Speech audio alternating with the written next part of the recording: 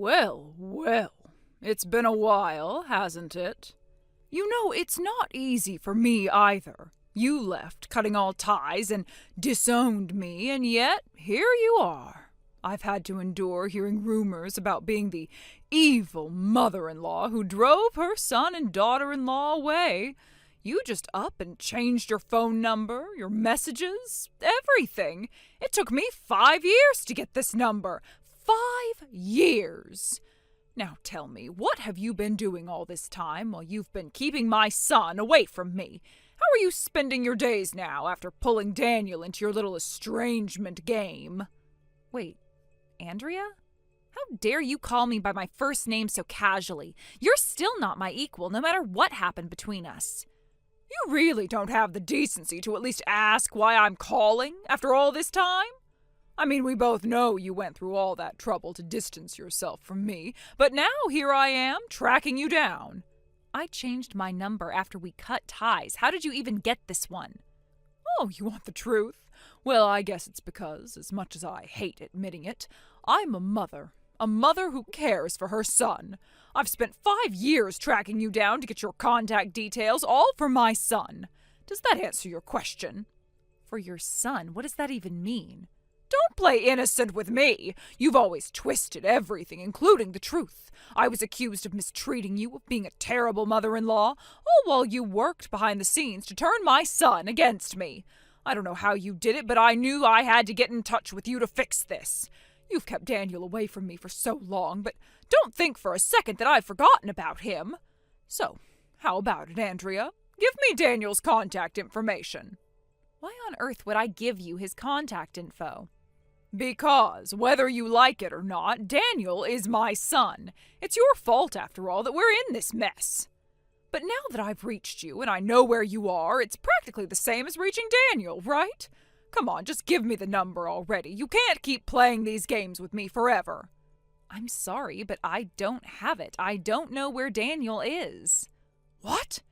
You don't know where he is? Are you seriously telling me that after all this time, after everything that happened, you can't get in touch with your own husband? Oh, maybe you didn't hear, but Daniel and we're divorced. We've been separated for about a year now, actually. You didn't know? How convenient for you. There were a lot of differences between us, and as time went on, we couldn't bridge them. But you'd probably rather not know the truth.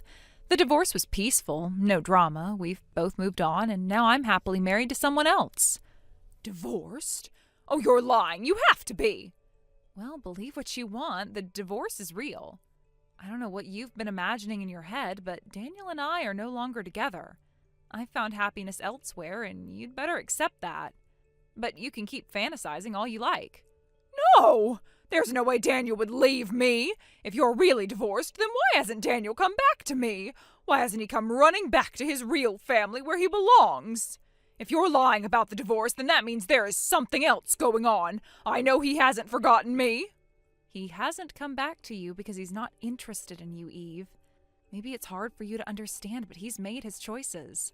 And for the record, he's not coming back. Then what about my grandson? You must have had a child. I've been hearing the rumors. You can't hide that forever. You've been keeping my grandchild from me, haven't you? I want to see him. What are you talking about? I haven't had any children with Daniel. Don't lie to me. I know you're hiding something. You think you can deceive me with all your lies, but I'm smarter than that. I've been hearing whispers, and I know you've had a child. So tell me the truth. Where is my grandson? I'm telling you, Eve, I haven't had a child with Daniel. You're mistaken. There's no grandchild. Then stop trying to cover it up. I've been patient enough. Now give me the information. If you're hiding him from me, I will take matters into my own hands. I'm not hiding anything from you, and I don't owe you an explanation. But if you keep pressuring me like this, I will have no choice but to go to the authorities. You're bluffing. I'll find out eventually, one way or another.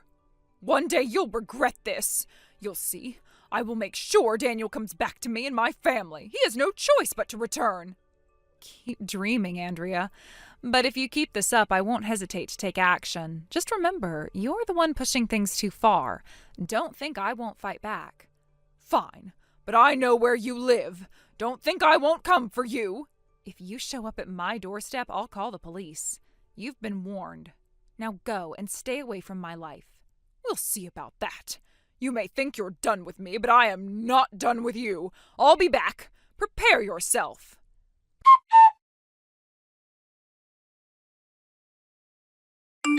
Bro, what should I do? This is getting serious. What happened? My ex-mother-in-law is coming. Wait, ex? You mean Daniel's mother? Yeah, that's her. I don't know how she did it, but somehow after 5 years, she managed to track me down and sent me a message demanding I give her her grandchild. What? And apparently she knows where I live, too. She's planning to come here. Have you told her you and Daniel are divorced already? Of course. I told her we divorced years ago, and I even mentioned I remarried and didn't have any children with Daniel, but she refuses to believe me. Have you talked to your husband about it? I've explained everything to him, but right now he's on a business trip abroad. He's on the other side of the world, and no matter how hard he tries, it'll take him 2 days just to get back. I see. Well, for now, you should head over to my place to stay safe. Are you sure it's okay? Of course, I can't let my sister face this alone. My wife is also saying, don't hesitate, come on over. Just gather your things and let me know. I'll come pick you up. Thank you. I really appreciate it.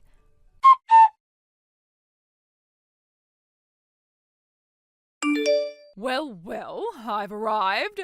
Now hand over my grandchild. Huh? Wait, are you here already? Can't you hear the doorbell? And, oh my, look, there's my grandchild in the garden. Wait, the garden? Honestly, Eve, how could you leave a child out in the garden unattended like this?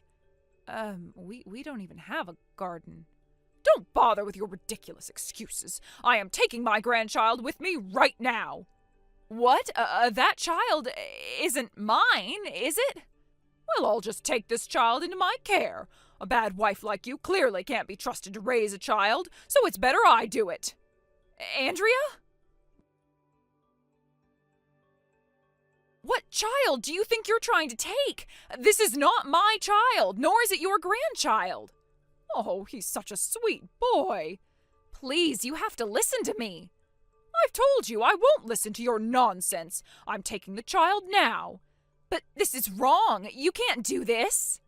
I'll be taking him now. No, please, Andrea.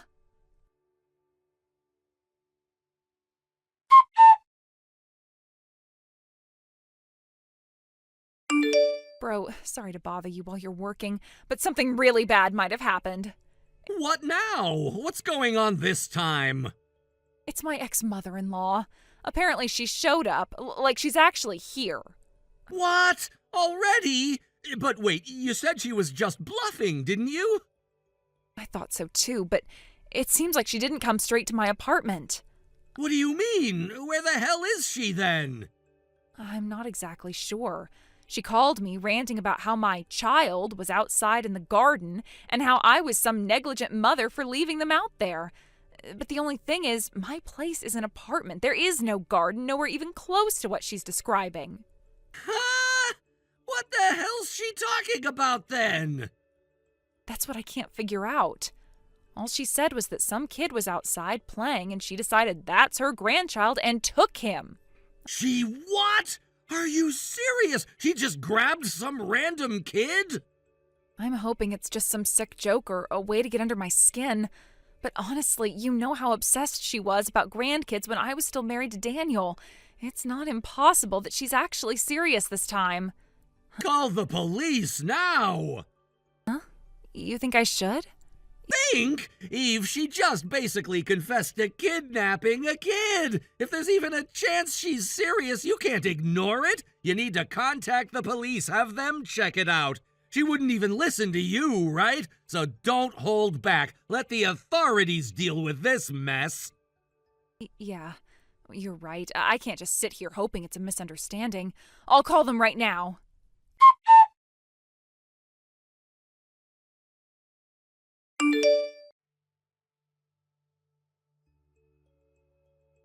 Eve, what the hell do you think you're doing? I just got a call from the neighbors saying there are police at my house. This is your doing, isn't it?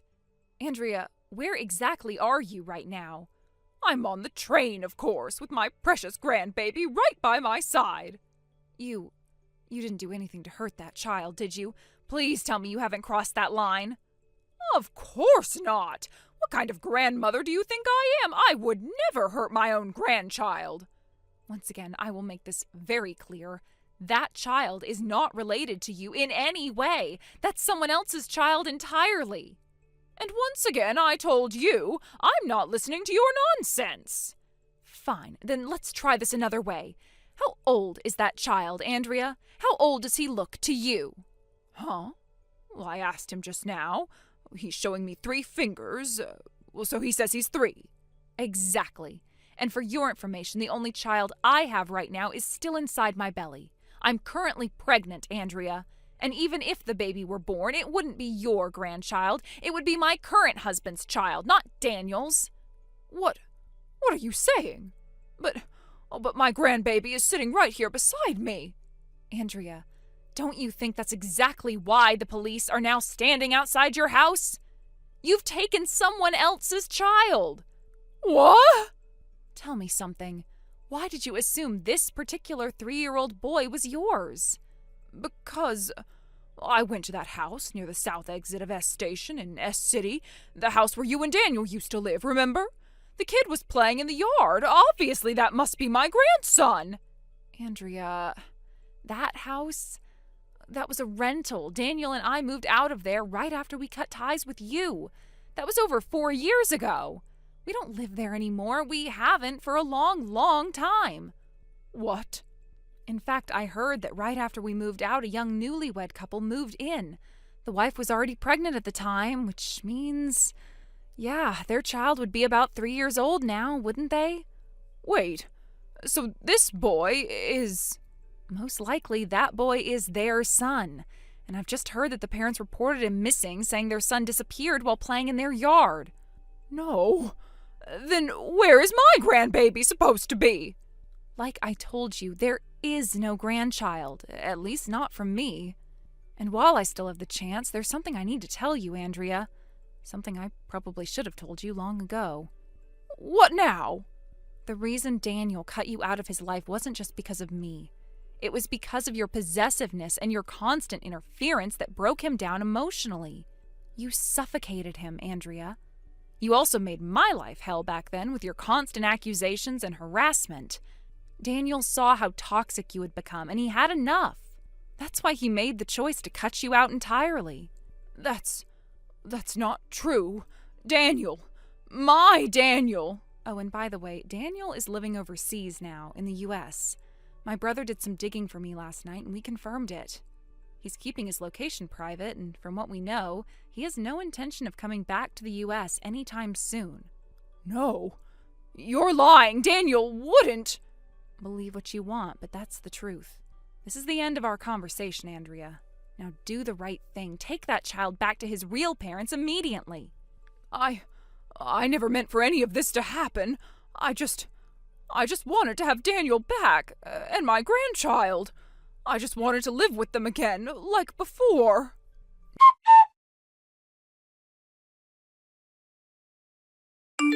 Not long after the chaotic events that had unfolded, we received a call from the police informing us that the child had been safely located and was now in their protection. The relief that washed over me was indescribable. For hours, I had been trapped in a state of unbearable anxiety, fearing the worst.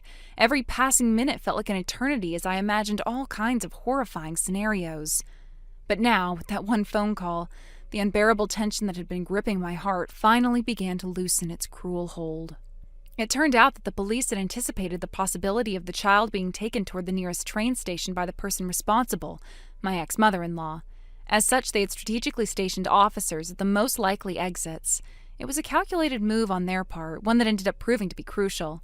According to the report we received, my former mother-in-law had indeed attempted to flee the area while holding the 3-year-old in her arms. She tried to slip through the ticket gates at the station, but her behavior had immediately drawn the attention of the stationed officers. She was acting oddly, glancing around nervously, clutching the child tightly as though afraid someone would try to take them away.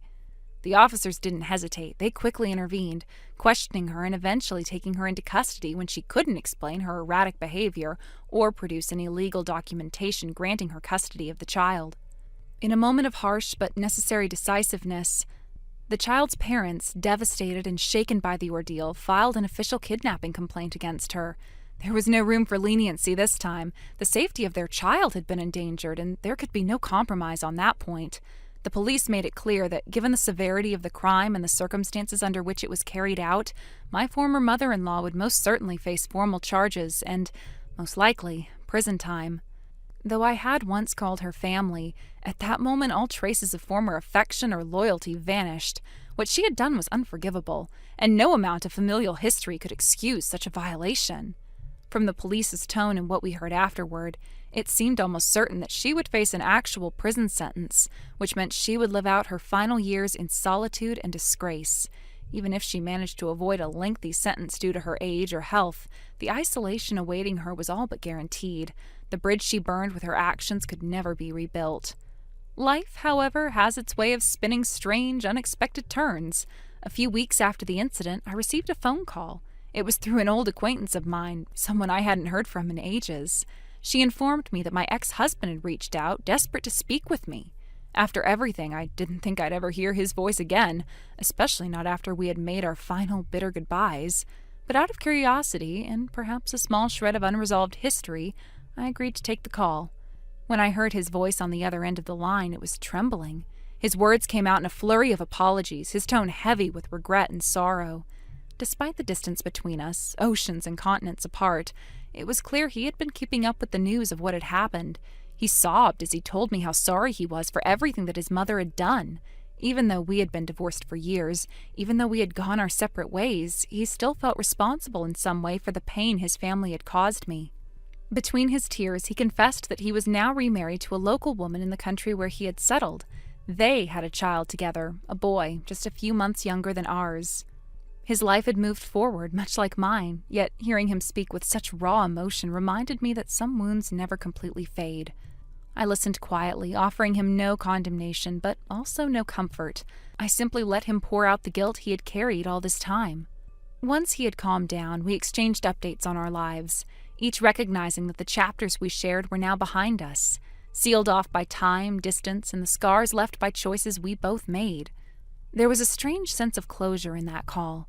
We had both carved out new lives for ourselves, created new families, and yet, in that brief conversation, we acknowledged the shadows of our past that still lingered, however faintly. Thank you for watching. Please subscribe and hit the like button. See you next time.